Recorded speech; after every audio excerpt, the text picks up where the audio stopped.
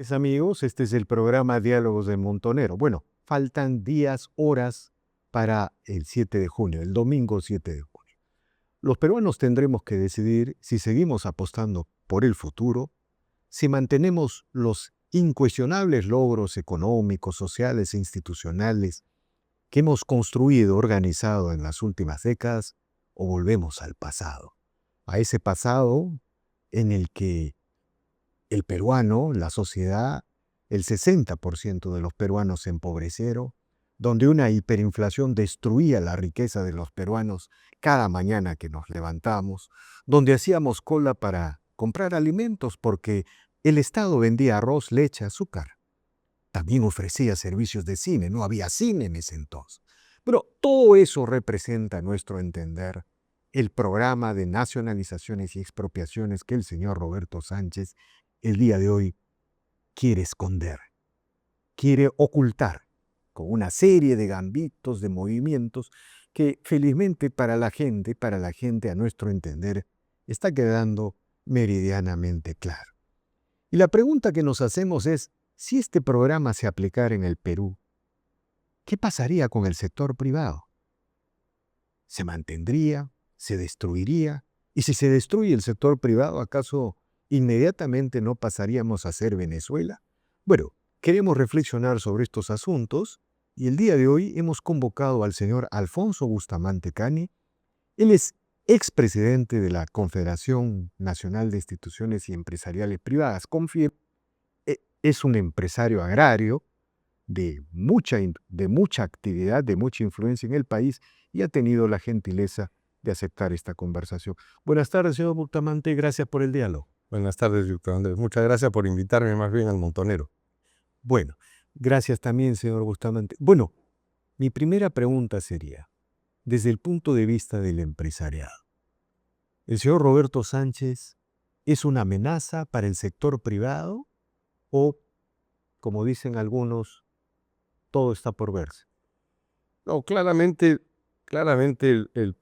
nos toca elegir más que entre dos candidatos, nos toca elegir hacia dónde queremos ir, porque claramente los candidatos se han posicionado en algún lugar donde muestran cuál es su plan de gobierno.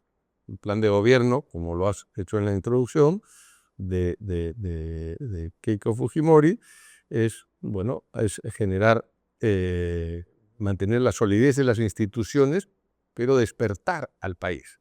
El país está dormido porque tenemos una burocracia que es lenta y destruye valor.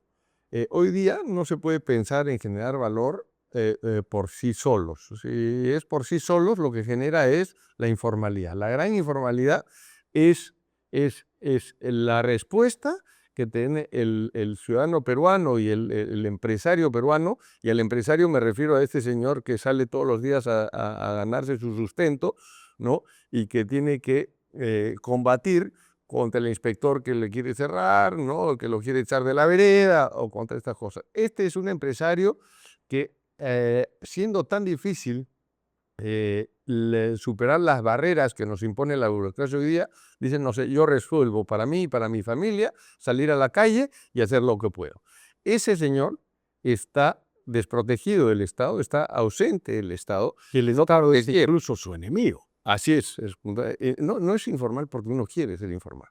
No elijo yo estar desprotegido. Si es lo que me toca hacer para salvar a mi familia, para proveer a mi familia. Entonces hay que luchar contra ese macroestado que el candidato Sánchez dice que hay que hacerlo crecer más bien, ¿no? Y que quiere tener más Estado. La otra opción es tener menos Estado, ¿no? Y dejar más la influencia privada. Ante tu respuesta, ante la pregunta que nos haces, el sector privado no toma bien las propuestas de tener más Estado, más control, no toma bien la respuesta de decir, oye, el Estado no queremos tantas agroexportaciones, por ejemplo, ¿no? Eso le quería preguntar un poco ya para entrar al sector. En eso sí no ha variado, parece, incluso en el nuevo plan de gobierno, porque Sánchez pues saca varios planes, tiene planes para todos, alcalde de segunda vuelta. saca como conejos del sombrero, Entonces, en lo que sí ha sido permanente ha sido en su ataque a las agroexportaciones, Sí. en la idea de eliminar los regímenes promocionales a las agroexportaciones. Y por otro lado ha contrapuesto a los pequeños contra los grandes. Es una gran ficción que normalmente le gusta hacer a algunos candidatos o algunas personas, dividir al Perú, ¿no? Yo creo que el Perú debería estar más unido que nunca, y lo que no se entiende, lamentablemente, es que todas las dos partes creo que queremos lo mejor para el Perú. Unos quieren para todos y otros quieren para unos pocos. ¿Quiénes son unos pocos? La izquierda. El único que se enriquece con la izquierda son los que están en la cúpula. Lo demás es destruir valor y repartirlo, controlar a dónde se destinan esos recursos, ¿no? Y se van a destinar hacia donde yo quiera. No hemos visto nunca un país comunista donde al cabo de poco tiempo los ciudadanos tengan que salir, se quieran quedar, ¿no? Vemos que la pobreza se extiende ante el comunismo y le alcanza a todos. Es igualarnos en la pobreza, ¿no? A todos, menos a los dirigentes. Es esa cúpula, ¿no? Que es la única que sale beneficiado, y lo que pasa es que no se genera valor. A ver, las agroexportaciones han sido blanco de ataque, ¿no? Principalmente porque coexisten en la agricultura moderna y la agricultura tradicional. Y ha dicho, oye, una compite con la otra. No es cierto, la agricultura moderna en realidad está hecha en los desiertos y no en los valles. O sea que no compite con la agricultura tradicional. Lo que sí hace es que genera mayores capacidades para el trabajador agrario, ¿no? Empleamos más de 1 millón de personas directamente y según lo que comentaba un economista ayer, los empleos indirectos se multiplican por 6, o sea, hasta 6 millones de personas que le dan servicios a esta actividad. Pero lo que nosotros vemos es que los trabajadores agrarios que van al fondo nuestro, a otros, son agricultores. Son agricultores que tienen una parcelita en su agricultura familiar y van a trabajar a la agricultura moderna, donde además adquieren mayores conocimientos, técnicas, buenas prácticas, que después son replicadas en su... Y además, creo que en todos los sectores agroexportadores, el 80% son pequeñas unidades económicas. Hay una especie de subcontratación. No solo eso, a ver, también se ha creado la ficción que la agricultura moderna está compuesta por pocas empresas muy grandes, y no es cierto. Los productores exportadores de paltas suman más de 4.000 empresas. 4.000 empresas son un montón de empresas, ¿no? Y están empresas y que en gran medida están agrupadas en cooperativas para que se puedan lograr la exportación. O sea, el problema de la pequeña empresa es que es pequeña. Entonces, al ser pequeña, ¿no? Los fertilizantes le cuestan más caro, contratar gente le es más difícil, sacar certificaciones que se obligan a los mercados es más difícil, pero agrupados en cooperativas modernas, no como las cooperativas inventadas en los 70 que no eran cooperativas. Eran coljoses, Sí, exactamente. Entonces, hoy día la cooperativa es una cosa que funciona y funciona bien. Es lo mismo que una corporación, ¿no? Entonces, nos agrupamos un grupo de empresas, nosotros pertenecemos a una cooperativa, un fondo agrícola familiar, ¿no?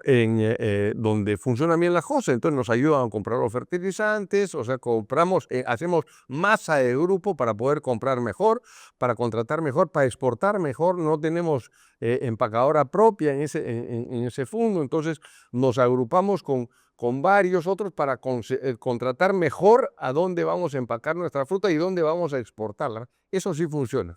Pero quiero decir que además se ataca porque dice que hay un régimen especial agrario que es muy beneficioso y el Estado subsidia a esto. No es cierto, no es cierto eso.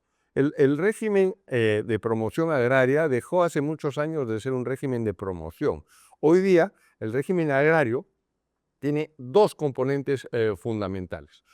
El primero es que el sueldo mínimo legal para el sector agrario formal es 30% mayor que el sueldo mínimo para el resto de las Sí, industrias. el famoso beta. Bono beta. Ese es un sueldo mínimo que nosotros no reclamamos, ya porque los derechos de los trabajadores son inalienables. Nunca vamos a poder salir de esto. Entonces, lo que nos ha tocado y lo que nos sigue tocando es capacitar, mejorar las condiciones de los trabajadores, inclusive mejorar la genética de las plantas para que sea más productivo el trabajador, con frutas más grandes, en el caso de los arándanos y otra cosa, para que el trabajador sea más productivo y empatar la productividad laboral con el salario. Entonces, eso acá es un camino largo para hacerlo y eso tiene un costo que es 3 veces más alto que el eventual ahorro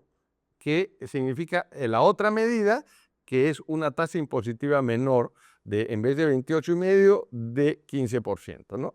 Pero además tenemos un 10% de participación de las utilidades para los trabajadores, o sea que las utilidades del sector agrario se reparten en un 10% directamente a los trabajadores, que también es una buena medida, es un buen negocio, es una buena cosa que los trabajadores reciban participación de utilidades. Lo que es un mal negocio es matar a la gallina de los huevos de oro.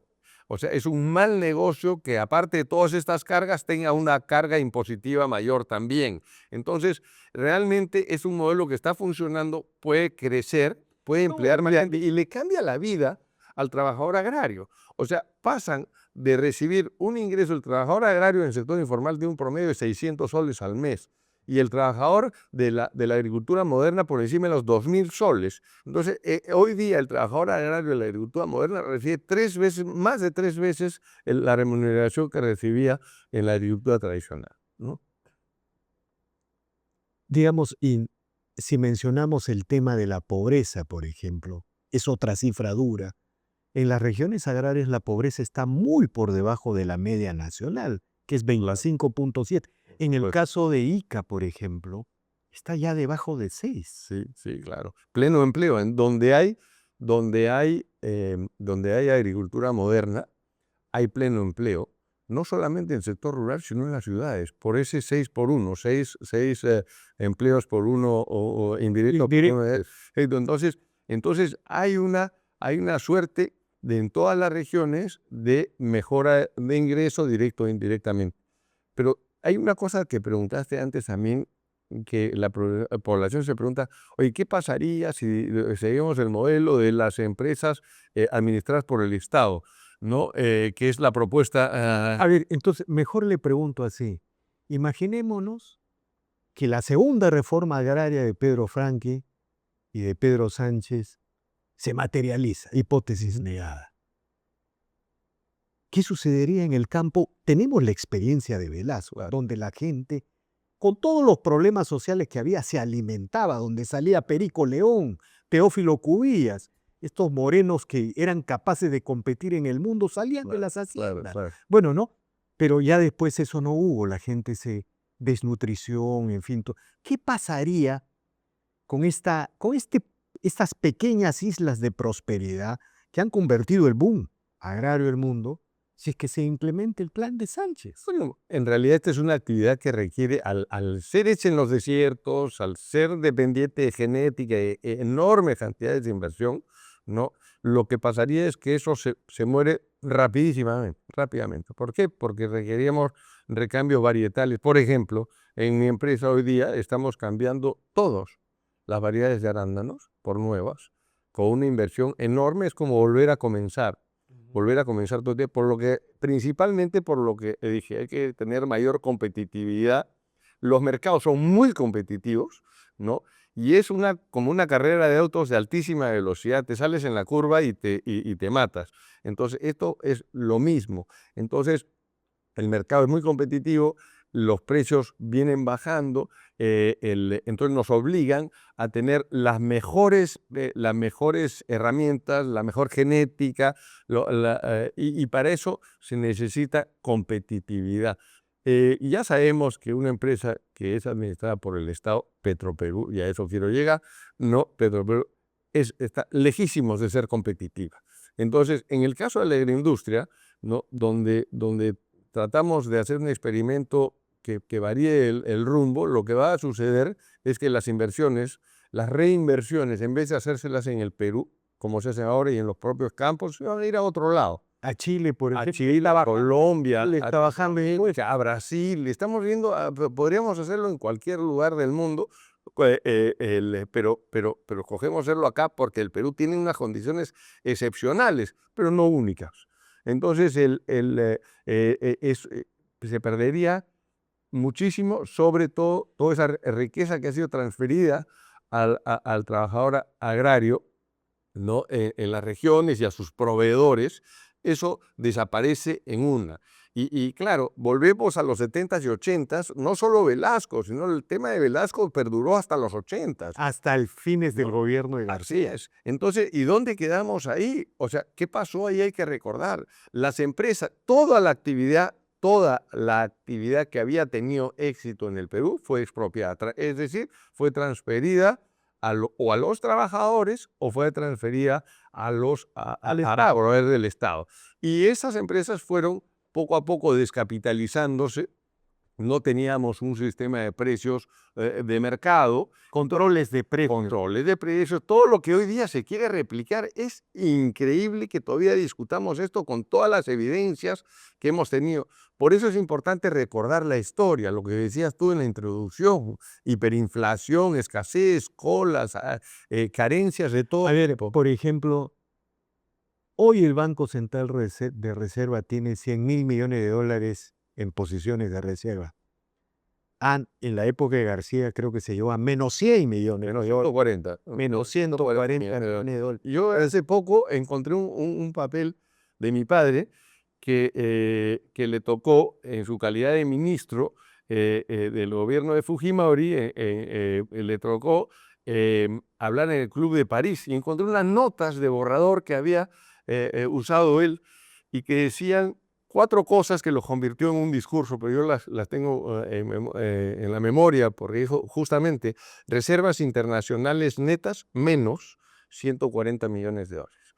Teníamos una inflación que había acumulado en 5 años 2 millones%. 2 millones% ni siquiera es fácilmente cuantificable para nosotros. Hoy día tenemos una inflación del 3,5% y nos parece alta porque hemos estado con una inflación menor. Pero llega a 1.400% tuvimos en el año 90. Entonces, ¿cómo cuantificas eso? Que cuando tú vas a comprar un pan en la mañana, te costaba 1.500 soles el pan, o inti millón, o lo que sea, no, o 1.500.000 intis. Y ibas en la tarde y te costaba 1.800.000 intis. O sea, el dinero se perdía al segundo. Un segundo que pasaba, perdías. Bueno, nadie podía tener una bodega, un negocio, y lo peor de todo, ni siquiera había arroz, leche. No, era Venezuela. Era Venezuela. Perú ya vivió eso. Era el primer chavismo latinoamericano. Claro, se enriquecieron pocos. ¿Quiénes los que tenían acceso a información privilegiada? ¿Quiénes son los que están en el gobierno? ¿No? Entonces, los que tenían acceso al dólar MUC, ¿se acuerdan de esos dólares paralelos que eran inventados? Entonces, eso mismo pasaba en Venezuela después, ¿no?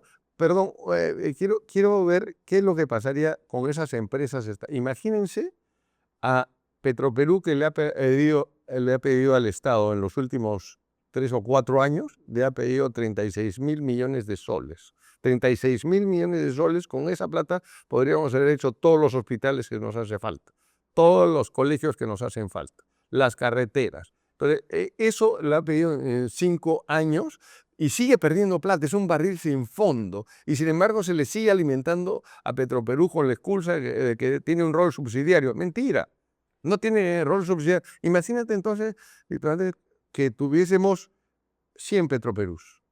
Esa sería nuestra realidad. Bueno, Eso sería nuestra y realidad. para eso hay que eliminar el BCR, hay que sacarlo a Julio Velarde, tal como lo han dicho en la Claro. primera etapa, porque la única manera de tener esas empresas sería con deuda, porque si hay un BCR no podía emitir. Entonces es la destrucción del modelo. Ahora, la pregunta, señor Bustamante, es, ¿por qué la izquierda, por qué el señor Sánchez quieren destruir el sector privado? Es como una religión, es como una fe, ¿no? Y de por medio no está el pobre, la sociedad. ¿Por qué? No, a ver, yo creo que hoy día se aprovecha de las cosas que han fallado en los últimos años. Hay que hacer un mea culpa como país, y decir, oye, todo ese crecimiento económico que hemos generado, que está muy bien que se haya generado, es magnífico, ¿le ha llegado a todo el mundo? No, porque las regiones y los municipios votan. Claro, pero hay que hacer entender a la gente qué es lo que ha pasado, ¿no? Porque hoy día estamos peleando entre dos vertientes. Yo creo que la gente joven que no ha vivido la gente a la que no le ha llegado todo este beneficio del crecimiento, está molesta, y está molesta con razón. Está molesta, tienen razón para estar molestos. El problema es que hay que atacar a la causa raíz. ¿Por qué están molestos? Entonces, el señor Sánchez y los que postulan una destrucción del Estado es lo que le dicen, no, vamos a refundar todo, vamos a cambiar la Constitución, vamos a hacer todo, incluido lo que sirvió y lo que no sirvió. Cuando en realidad se necesitan cambios profundos en cómo gestionar los recursos que se han generado al Estado. La prueba de que se han generado los recursos es que el BCR tiene los 100.000 millones de dólares. Yo le doy una cifra, señor Bustamante. El año 2019, un plan de competitividad se estableció que para resolver el problema de agua, desagüe, escuelas, carreteras y postas médicas en los próximos 5 años se necesitaba 117.000 millones de soles. ¿Sabe cuánto se gastó entre el 2019 y el 2025? 310.000 millones de soles. 3 veces más. O sea, pero siguen habiendo 3.5 millones de personas sin agua. ¿Y dónde se gastó? En las regiones y en los municipios. Es que lo que fueron gastos, como bien has dicho, y no inversiones. Entonces, los presupuestos, ¿por qué no podemos ejecutar las obras que generan bienestar a la población? Que eso es lo que está fallando. No está fallando la generación de valor, está fallando lo que genera bienestar a la población, porque el agua, el desagüe, vivienda digna, transporte digno, seguridad, salud, educación, son las cosas que el Estado se ha atribuido para sí, ¿no? De forma monopólica además. O sea, nadie más provee esos servicios, solamente la provisión del agua y desagüe solamente el Estado la define. La educación pública, el Estado solamente la hace, ¿no? Entonces, ¿y cómo estamos? Jalaos. ¿Cómo estamos en viviendas, en la provisión de viviendas sociales, por ejemplo? Pésimos, jalaos. Entonces, las invasiones en los terrenos y la autoconstrucción en terrenos que no tienen titulación son la forma como la población resuelve los problemas por su cuenta a falta de que el Estado ayude y colabore a eso. El sector privado genera riqueza, las empresas mineras, las agroexportadoras, sobran los recursos en el Estado y el Estado lo tira por el caño o irregularidades y corrupción. Una de las causas es la que tú has dicho.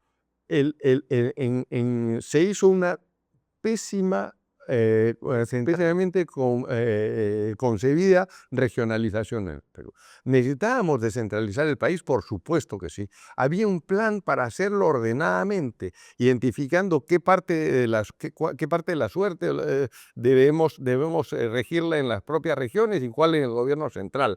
Después había identificado eso, había que generarle las capacidades a los gobiernos regionales para que puedan administrar esto. Una vez que se habían certificado esas capacidades, recién se les aprobaba el presupuesto. Sin embargo, vino un acelerado proceso de regionalización, saltándose a la garrocha todo esto, y se les dio todas las atribuciones a los gobiernos regionales, a los gobiernos provinciales y distritales, pero no se generó capacidad. El resultado es que del presupuesto de inversión solamente han logrado invertir alrededor del 8 al 10% cada una de esas regiones, y algunas menos. Los distritos más alejados, más pobres, son los que también menor grado de inversión han logrado. Por supuesto, si tenemos una ley de procedimientos administrativos del Estado que es muy compleja y no le generamos capacidades, entonces quedan proyectos sociales importantísimos sin desarrollarse. Eso ha fallado. Entonces, no nos dejemos engañar. Lo que ha fallado es esa gestión de nuestros recursos. Que precisamente es la izquierda que defiende esa regionalización. Que defiende eso, claro. Pregunta final, el señor Bustamante. Si en una hipótesis negada el gobierno de Sánchez destruye el sector privado, bueno, somos Venezuela, ¿no? Inmediatamente. Además, lo que no nos damos cuenta es que hoy día, en el mundo que vivimos hoy día, ese proceso es muy acelerado. No va a tomar 10 o 20 años en destruirse. Va a tomar muchísimo tiempo. Entonces, quien salga elegido tiene que considerar en realidad esas variables y tratar de no matar a la gallina de los huevos de oro. Y deberíamos hacer un esfuerzo, no tenemos más chances, tener un esfuerzo muy grande, todos nuestros esfuerzos en seguir promoviendo el crecimiento del país y en utilizar los recursos generados para aliviar los problemas de la población. Seguridad, número uno. Vivienda social. Con vivienda social vamos a resolver como muchísimas cosas, con viviendas sociales dignas, con barrios dignos, con buena calidad de vivienda, no viviendo en un terral, sino en buenas condiciones, con títulos, aparecen las escuelas, aparecen las postas médicas o los hospitales de primera necesidad. En vez de las obras faraónicas en hospitales, necesitamos hospitales de primera necesidad que se parecen mucho a las clínicas privadas que hay acá. Tenemos que hacer muchísimas de esas de esos hospitales y a librar y cerca de las poblaciones, no alejadas en la punta del cerro, donde al trabajador o al ciudadano lo obligan a transportarse 3 horas al día en una ciudad o alejados de sus centros de trabajo. Entonces, hay cosas que se pueden resolver. Tenemos un futuro brillante si nos dedicamos a eso, si nos sensibilizamos con la población más vulnerable, atendiendo sus necesidades urgentes e impostergables. Tenemos que atacar ese tema para tener un país con futuro. De acuerdo, señor Bustamante, le agradezco infinitamente por estas declaraciones. Bueno, seguiremos conversando y el Perú va a decidir bien este 7 de junio. Hay mucha incertidumbre, pero particularmente yo tengo la certeza que el Perú va a decidir. Ojalá, votemos con el corazón y con el cerebro, votemos porque el Perú crezca y por aliviar la pobreza, no al contrario. De acuerdo. Bien amigos, esta ha sido una nueva edición de Diálogos del Montonero. No olvide de suscribirse al canal, dejar su comentario. Así avanzamos y nos consolidamos. Gracias.